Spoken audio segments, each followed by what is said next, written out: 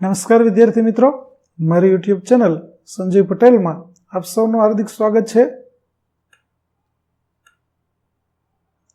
મિત્રો, આજના વિડીયોની અંદર આપણે ધોરણ 8 વિષય છે ગુજરાતી, જેનો પાઠ 20મો, જેનું નામ છે વાવી ઉજાગરો. આ પાઠના સ્વાધ્યાયના પ્રશ્નો અને તેના જવાબો વિશે શીખવાના છીએ. વિદ્યાર્થી મિત્રો, જો તમે મારી ચેનલમાં નવા હોય તો મારી ચેનલને જરૂરથી સબસ્ક્રાઇબ કરો. વિડીયો સારો લાગે તો લાઇક કરો, શેર કરો અને બેલ નોટિફિકેશન ઓન કરો, જેથી મારા આગળના નવા વિડીયો પણ આપને મળતા રહે. તો ચાલો મિત્રો, શરૂ કરીએ. પાઠ 20 વાવી ઉજાગરો. સૌપ્રથમ પ્રશ્ન 1, વાતચીત. પહેલું, તમે ક્યારેય સંધ્યા ખીલેલી જોઈ છે? સંધ્યાના રંગ કેવા હોય? તો હા, મેં સંધ્યા ખીલેલી જોઈ છે. સંધ્યાના રંગો સોનેરી, નારંગી, ગુલાબી અને જાંબલી હોય છે. આકાશમાં સૂર્યાસ્ત સમયે આ રંગો ફેલાય છે અને ખૂબ સુંદર દેખાય છે. બીજું, તમારા ઘરનું આંગણું કે ફળિયું ક્યારે મોહરી ઉઠે છે? તો અમારા ઘરનું આંગણું વસંત ઋતુમાં મોહરી ઉઠે છે, જ્યારે ફૂલ ઝાડ પર રંગબેરંગી ફૂલો ખીલે છે, પક્ષીઓનો કલરવ સંભળાય છે. વિદ્યાર્થી મિત્રો, આ પાઠની PDF જોવા પ્લે સ્ટોરમાંથી અમારી એપ્લિકેશન વિશ્વગુરુ STD 1-12 ગુજરાતી ડાઉનલોડ કરી તમારા મોબાઈલમાં ઇન્સ્ટોલ કરો. જે તમે શરૂ કરશો તો તમને આ પ્રકારે જોવા મળશે, જેમાં બધા ધોરણની અંદર ધોરણ બતાવશે. ધોરણ પસંદ કરશો એટલે વિષય બતાવશે. વિષય પસંદ કરશો, પાઠનું નામ બતાવશે. જેમાં તમે વિડીયો ઉપર ક્લિક કરશો તો વિડીયો જોવા મળશે અને PDF ઉપર ક્લિક કરશો તો તમને PDF જોવા મળશે. તો આશા રાખો અમારી એપ્લિકેશન પણ આપ સૌને ગમશે. જરૂર ડાઉનલોડ કરજો, જે એકદમ ફ્રી છે. કોઈ પણ પ્રકારના ચાર્જ વગર તમે વિડીયો અને PDF બંને જોઈ શકશો. ત્યાર પછી, તમારા ગામનું પાદર કેવું છે તેના વિશે કહો. તો અમારા ગામનું પાદર હરિયાળું અને શાંત છે. પાદરમાં મોટા વડલા અને પીપળાના વૃક્ષો છે, જ્યાં વડીલો બેસે છે. એક નાનકડું મંદિર પણ છે. બાળકો રમવા આવે છે અને પશુઓ ચરવા આવે છે. પક્ષીઓના અવાજોથી પાદર ગુંજતું રહે છે. ચોથું, ફાગણ મહિનામાં પ્રકૃતિમાં શું ફેરફાર જોવા મળે છે? તો ફાગણ મહિનામાં પ્રકૃતિમાં અનેક ફેરફારો જોવા મળે છે. વૃક્ષો પર નવા પાંદડા ફૂટે છે. આંબા પર મોર બેસે છે. પલાશના લાલ ફૂલો ખીલે છે. હવામાં ગરમી વધવા લાગે છે અને પતંગિયાઓ વધુ ઉડતા દેખાય છે. પાંચમું, તમે દરિયા કિનારો જોયો છે? ત્યાં શું શું જોવા મળે છે? તો હા, મેં દરિયા કિનારો જોયો છે. ત્યાં મોટી મોટી લહેરો, સફેદ ફીણ, રેતાળ કિનારો, શંખલા, છીપલા, સુંદર સૂર્યાસ્ત, માછીમારોની હોડીઓ, પક્ષીઓ અને સમુદ્રી જીવો જોવા મળે છે. દરિયા કિનારે ખારું પાણી અને ઠંડો પવન પણ અનુભવાય છે. છઠ્ઠું, વરસાદ કઈ કઈ રીતે વરસે છે? કહો. તો વરસાદ અનેક રીતે વરસે છે. ઝરમર ઝરમર અતિ ધીમો અને હળવો, મુશળધાર ભારે અને જોરદાર, ઝાપટું તો અચાનક થોડો સમય, અને ધોધમાર તો ઝરણા જેવો ધોધ બની.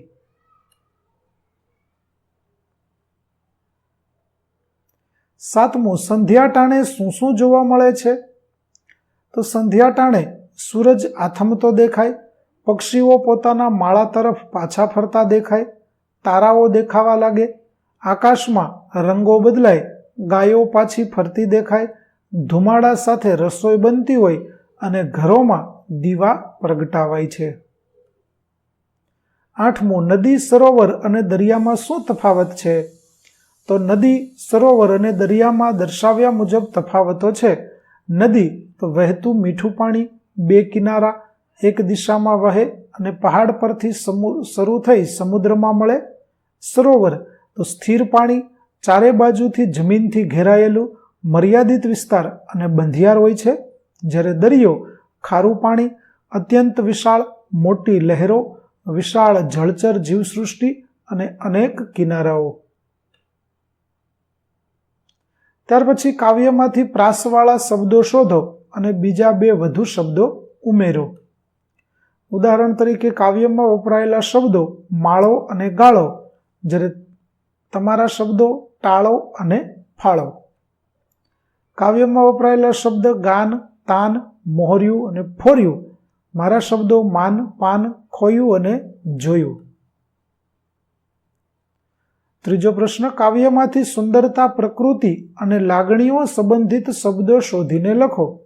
જેમાં સુંદરતા તો શણગારેલી, નવરંગી ગાન, પાધર મંજરીએ મોહર્યું અને ગામ ફાગણથી ફોર્યું.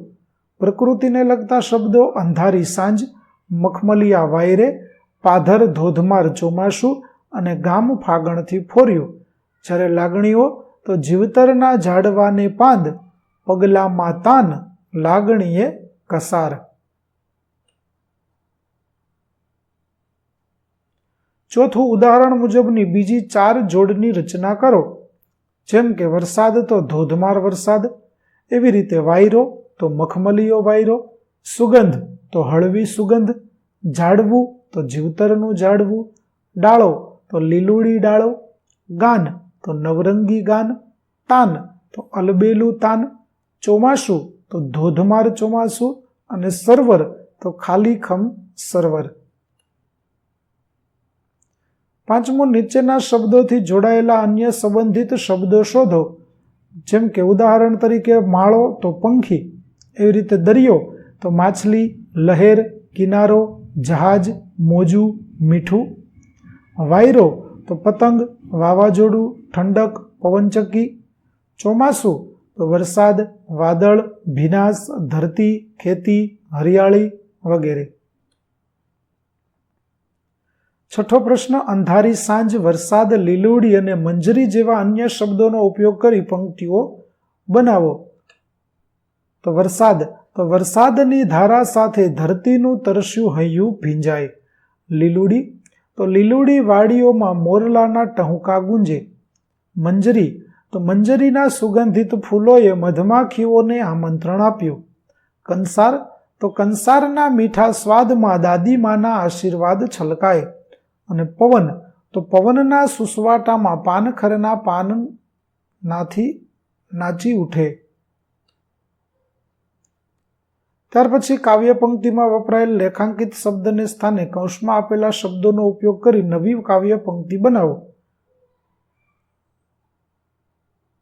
જેમ કે અંધારી સાંજનો વાવી ઉજાગરો, બાર બાર ગાંવ મેં બાંધ્યો માળો. તો વાક્ય થશે અંધારી સાંજનો વાવી ઉજાગરો, બાર બાર ગાંવ મેં બાંધ્યો છે માળો. બીજી પંક્તિ છે તેમાં પંક્તિ આવી રીતે થશે, પુષ્પોમાં શણગારી મખમલિયા વાયરે, 13 ગાંવનો રાખ્યો છે ગાળો. ત્રીજીમાં પંક્તિ થશે, આંગણામાં ગેલતી હળવી મહેક જોઈ.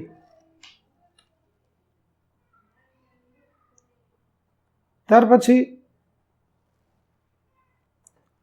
આગળની પંક્તિ થશે, પાધર થઈને મોહર્યું, લાખ લાખ શબ્દોમાં શ્વાસોના રંગ ભરી, ગામ આખું ફાગણસું ફોર્યું.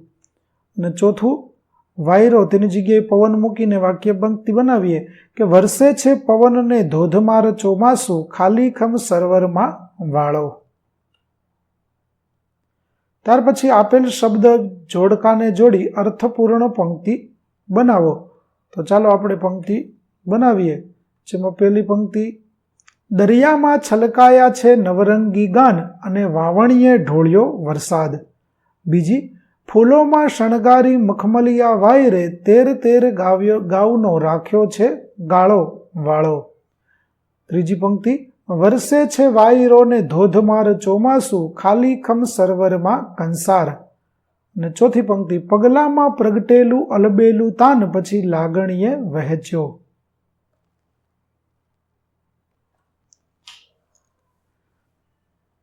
ત્યાર પછી આગળ જઈએ. આપેલ કાવ્યને આધારે નીચેના પ્રશ્નોના જવાબ લખો. આપેલ કાવ્ય છે તેને આધારે જોઈએ પ્રશ્નો.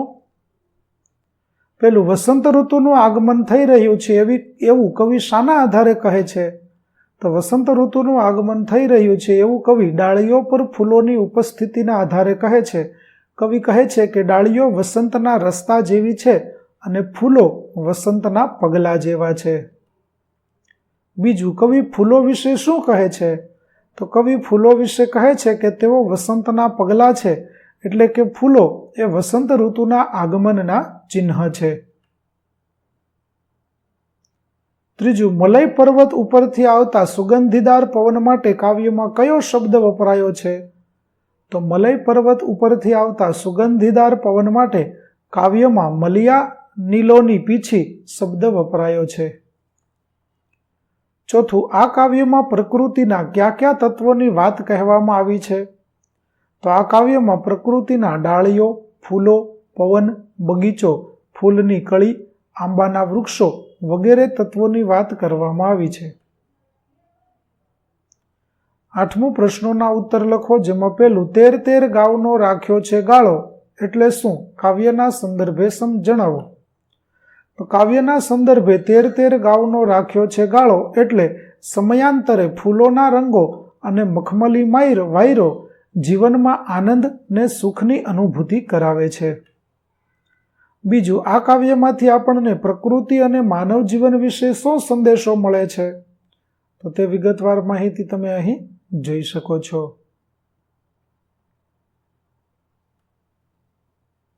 ત્રીજું, ગામ આખું ફાગણ શું ફોર્યું પંક્તિનો ભાવાર્થ જણાવો.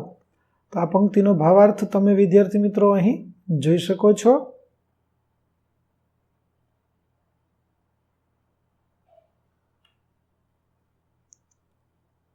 ચોથો પ્રશ્ન, જીવતરના ઝાડવાને ફૂટ્યા છે પાંદ અને ફૂટી છે લીલુડી ડાળો.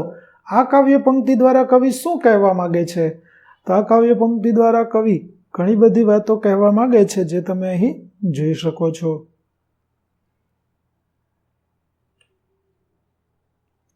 ત્યાર પછી 10મો પ્રશ્ન છે, આપેલ ચિત્રને આધારે પ્રકૃતિની સુંદરતાનું વર્ણન કરો.